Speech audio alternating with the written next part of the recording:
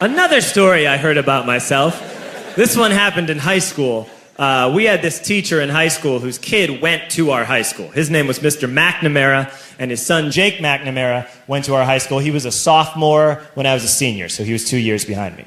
And Mr. McNamara was an asshole. And one weekend, he and his wife decided to leave town, which you should never do if you're an asshole. And Jake McNamara decided to throw a party at the teacher's house. Hooray! And everyone around town heard about it, and we all got up individually and thought, okay, let's go over there and destroy the place. I walked into this party, everyone I had ever met was there, and everyone was drinking like it was the end of the world. People were drinking like it was the Civil War and a doctor was coming to saw our legs off. It was totally unsupervised. We were like dogs without horses. We were running wild. I walked down to the basement. They had a pool table in the basement. One dude took a running start and threw his body onto the pool table and broke it in half. Another kid found out which room was Mr. McNamara's and went upstairs and took a shit on his computer. So the party was going great. I'm standing in the basement and I'm holding a red cup. You've seen movies. And I'm standing there and I'm holding a red cup and I'm starting to black out. And I guess someone said like, something, something, police. And in a brilliant moment of word association, I yelled, fuck the police! Fuck the police! And everyone else joined in. 100 drunk white children yelling, fuck the police. With the confidence of guys who have like already been to jail and aren't afraid of it anymore. You know, that like, I serve my nickel, you come and take me confidence. But white children. The reason someone had said something, something police was because the police were there.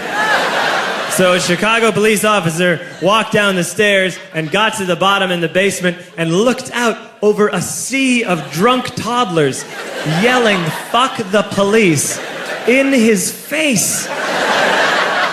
And he was almost impressed. He was like, wow. And then he leaned into his walkie-talkie and went, get the paddy wagon.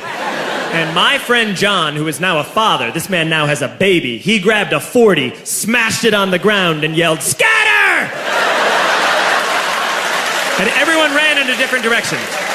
We all ran in different directions. It was like that scene in Ratatouille when the humans come in the kitchen and all the rats go in different ways. We all ran in different directions. I ran into the laundry room and I jumped up on the washing machine and I crawled out through a window into the backyard, and now I'm running through the backyard and there was this big chain link fence and I thought, I've never climbed a fence that high before. And then I woke up at home.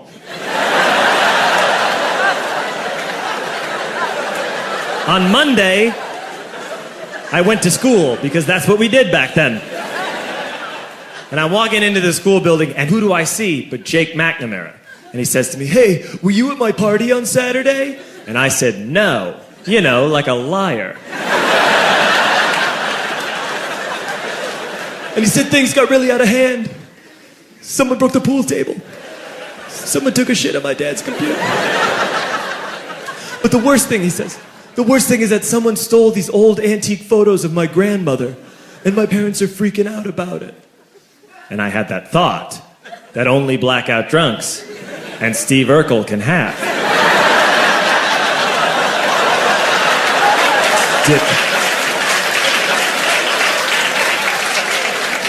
Did I do that? I figured, no, I wouldn't have done that. But I was never sure. Until 2 years later. Relax.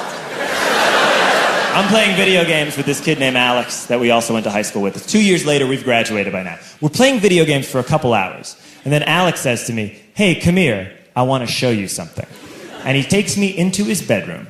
And then he takes me into a side room off of his bedroom. Never a good thing to have.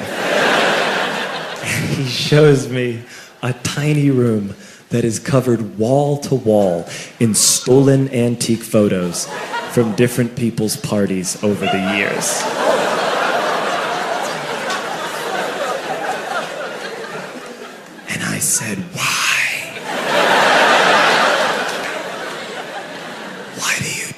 face.